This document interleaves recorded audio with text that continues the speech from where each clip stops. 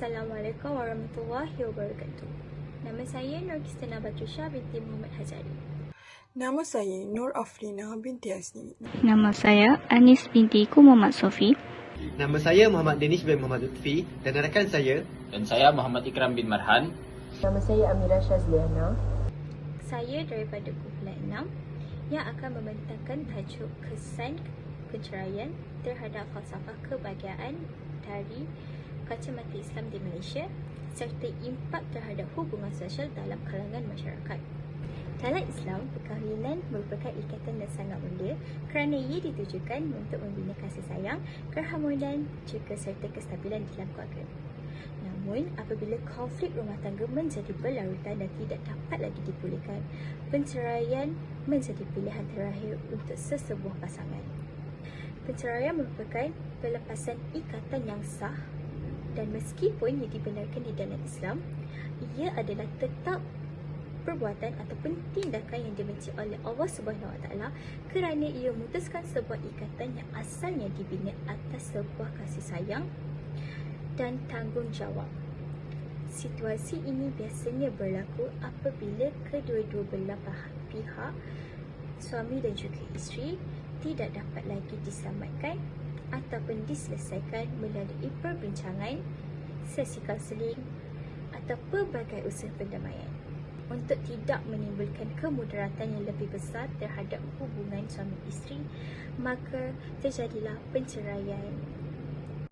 Saya akan membentangkan bahagian latar belakang berkaitan perceraian. Dari segi bahasa, talak adalah bermaksud bercerai, berpisah atau melepaskan ikatan. Manakala dari segi istilah, ia bermaksud melepaskan ikatan pernikahan dengan melafazkan ucapan talak. Perceraian terbahagi kepada dua jenis lafaz talak, iaitu dalam bentuk jelas iaitu sarih dan tidak jelas atau sindiran kinayah. Lafaz sarih ialah lafaz apabila diucapkan dengan jelas dan tegas dengan maksud menunjukkan makna perceraian. Antara contoh lafaz sarih, aku ceraikan kau dengan talak 1, 2 atau 3. Seterusnya, lafaz kinayah ialah lafaz yang boleh bermakna talak dan boleh juga membawa maksud yang lain. Lafaz ini perlu dilihat dari segi hubungan dan suasana sebelum dan selepasnya, serta tanda-tanda qarinah yang memperkuatkan makna yang dimaksudkan dan juga niat pihak suami. Antara contoh lafaz kinayah ialah, baliklah kau kepada ibu bapa engkau, saya tidak mahu kepada engkau lagi, atau mulai hari ini berpisahlah kita berdua. Seterusnya, terdapat beberapa jenis talak. Pertama ialah talak sunni, merupakan talak yang bersesuaian dengan peraturan agama, iaitu cerai talak 1 atau 2 dilakukan ketika isteri suci dari haid atau nifas dan belum disetubuhi. Talak bid'i ialah talak yang bertentangan peraturan agama kerana suami menceraikan isteri dalam keadaan nifas atau haid dan telah disetubuhi atau terus menceraikan isteri dengan talak 3.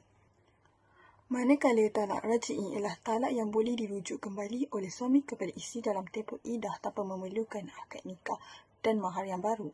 Talak bain terbahagi kepada dua, iaitu bain sughra, iaitu talak yang tidak boleh dirujuk semula tanpa akad nikah dan mahar yang baru, dan bain kubra ialah cerai talak 3. Talak mu'allaq, talik untuk talik biasa ialah talak yang dikaitkan dengan perjanjian yang dibuat oleh suami selepas akad nikah disempurnakan. Seperti contoh, suami mengucapkan, jika kau keluar rumah, maka jatuh talak 2. Talak tersebut akan berlaku sekiranya isteri keluar rumah. Manakala talik secara kuluk, iaitu tebus talak, ialah perceraian yang diminta oleh isteri dengan membayar sejumlah wang atau harta kepada suami.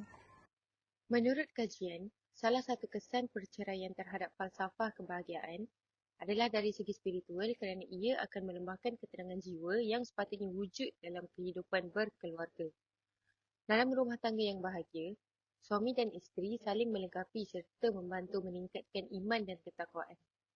Allah sendiri menegaskan dalam surah Ar-Rum ayat 21 bahawa hubungan suami isteri dicipta untuk membawa sakinah, mawaddah dan rahmah. Namun, apabila hubungan itu terputus, individu boleh mengalami kekosongan jiwa, hilang semangat beribadah dan berasa jauh daripada ketenteraman rohani yang dijanjikan.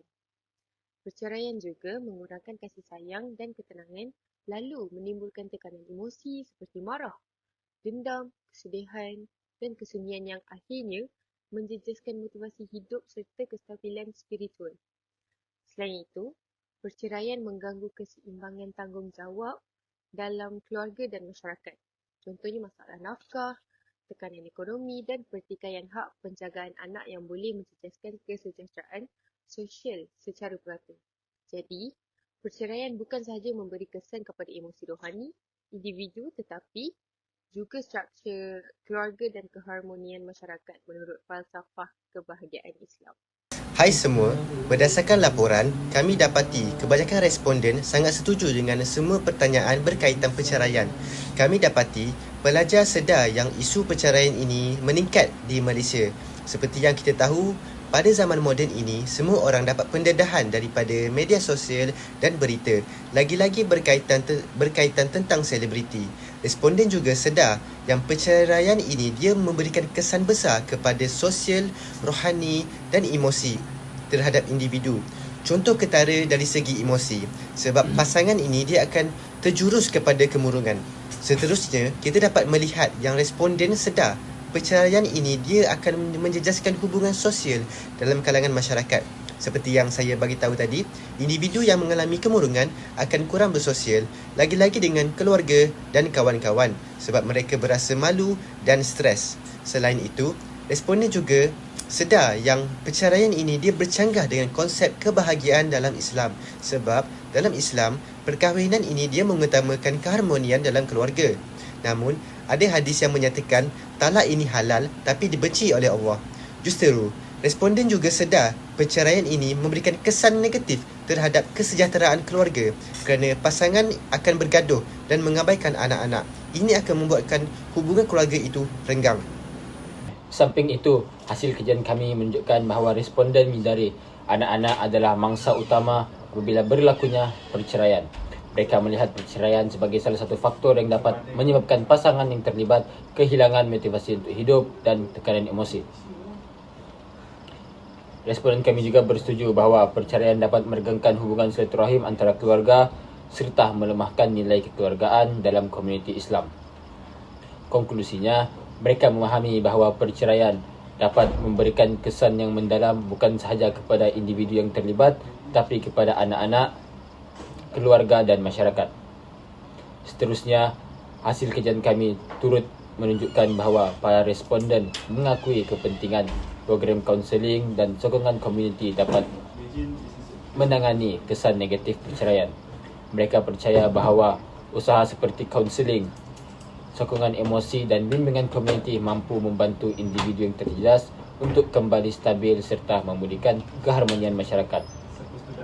Selain daripada itu, responden kami juga menyedari bahawa masyarakat perlu bersikap empati terhadap individu yang sedang melalui proses perceraian.